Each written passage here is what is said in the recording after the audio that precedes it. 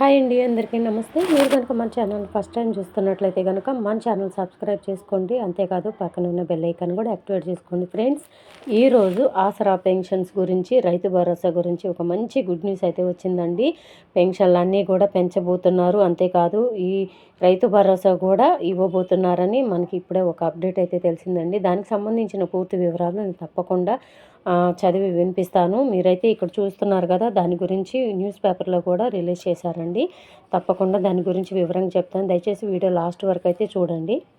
ఇక్కడ ఏమని ఉందంటే, అసెంబ్లీ ఎన్నికలకు ముందు ఇచ్చిన 6 గ్యారంటీస్ నుంచి రైతు భరోసా, ఆసరా పెన్షన్ పెంపును అమలు చేసేందుకు రాష్ట్ర ప్రభుత్వం సిద్ధమవుతుంది. ఈ రెండు అమలు చేసిన తర్వాతే స్థానిక సంస్థల ఎన్నికలకు వెళ్లాలని సర్కార్ ఆలోచిస్తున్నట్లు తెలుస్తుంది. లేదంటే క్షేత్రస్థాయిలో నిరసనలు వ్యక్తమయ్యే ప్రమాదం ఉండడంతో ప్రభుత్వం అలర్ట్ అయ్యి ఈ డెసిషన్ తీసుకున్నట్లు ప్రచారం జరుగుతుంది. ఇప్పటికే రైతు భరోసా అమలు చేయకపోవడంతో రైతులు, పెన్షన్లు పెంచకపోవడంతో మహిళలు అసంతృప్తిగా ఉన్నారన్న టాక్ పార్టీ వర్గాల్లో ఉన్నది.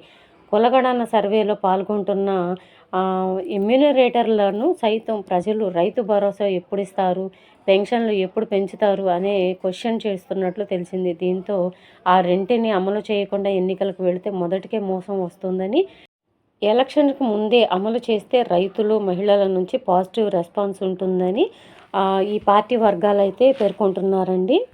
అంటే మనకి జనవరిలో ఎలక్షన్స్ రాబోతున్నాయండి. దాని లోపలే ఈ పెన్షన్స్ గురించి పెంచి ఇచ్చే అవకాశం గురించి ఆలోచిస్తున్నారని మనకైతే తెలుస్తుంది. ఎందుకంటే ఈ కులగణానికి సర్వే కోసం వెళ్ళిన ఎమ్యూనరేటర్లని ప్రతి ఒక్కరు కూడా, తెలంగాణ ప్రజలు ప్రతి ఒక్కరు కూడా నిలదీసి, మేము సర్వేకి సపోర్ట్ చెయ్యము, మాకు ఏ పథకం వచ్చిందని మేము సపోర్ట్ చేయాలి, మా వివరాలు ఇవ్వాలి, ఎమ్యూనరేటర్లని ప్రతి ఒక్కరు కూడా క్వశ్చన్ చేస్తున్నారంటండి.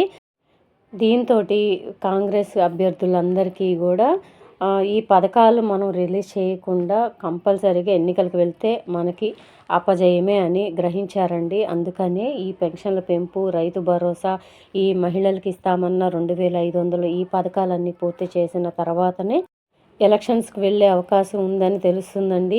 త్వరలోనే మనకి వీటి గురించి ఒక మంచి గుడ్ న్యూస్ అయితే రాబోతుంది. జనవరిలో ఎలక్షన్స్ ఉన్నాయి కాబట్టి ఆ లోపలే పెన్షన్స్ గురించి కానీ, రైతు భరోసా కానీ, మహిళలకి ఇస్తామన్న 2500 మహాలక్ష్మి స్కీమ్ కింద అవి కానీ మొత్తం ఇవన్నీ కంప్లీట్ చేసిన తర్వాత ఎలక్షన్స్కి వెళ్తారంటండి. నేను ఆల్రెడీ ఇంతకుముందు చెప్తున్నాను కదా, చెప్పాను చాలా వీడియోల్లో, కంపల్సరీగా ఎలక్షన్స్కి ముందే ఇవన్నీ కూడా కంపల్సరీగా ఇస్తారు అని చెప్పేసి చాలాసార్లు చెప్పానండి. ఎందుకంటే ఈ పథకాలు అనేది రిలీజ్ చేయకుండా వాళ్ళు ఎలక్షన్స్కి ముందుకు వెళ్ళరు. ఎందుకంటే ఏ పథకం కూడా వాళ్ళు అమలు చేయలేదు కాబట్టి ఓన్లీ ఉచిత బస్సు, ఇది ఉపయోగం లేని ఉచిత బస్సుది ఇచ్చారు. కానీ ఉపయోగపడే కార్యక్రమం ఏది కూడా, ఏ స్కీమ్ కూడా రిలీజ్ చేయలేదు. కాబట్టి మేము ఈ సర్వేకి సహకరించమని ఎమ్యూనరేటర్లని ప్రజలు వ్యతిరేకిస్తున్నారంటండి. అసలు ఎమ్యూనరేటర్లకు సహకరించట్లేదంటే ఈ సర్వే గురించి. అందుకని ఈ నిర్ణయానికి అయితే వచ్చారండి. ప్రజల నుంచి భారీ ఎత్తున వ్యతిరేకత వస్తుందని గమనించి ఈ స్కీమ్స్ ఏవైతే ఉన్నాయో అవన్నీ కూడా రిలీజ్ చేసిన తర్వాత ఎలక్షన్స్కి వెళ్ళాలని నిర్ణయం అయితే తీసుకున్నారు.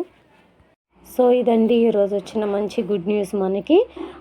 ఈ గుడ్ న్యూస్ని మీ ఫ్రెండ్స్కి, ఫ్యామిలీ మెంబర్స్ అందరికీ కూడా దయచేసి షేర్ చేయండి. ఇది న్యూస్ పేపర్లో కూడా రిలీజ్ చేశారండి. తప్పకుండా ఈ గుడ్ న్యూస్ని అందరికీ షేర్ చేసి ఈ వీడియోకి ఒక చిన్న లైక్ ఇచ్చి సపోర్ట్ చేయండి. మీరు ఇచ్చే లైక్ వల్ల కూడా వీడియో చాలామంది దగ్గరికి వెళ్తుందండి.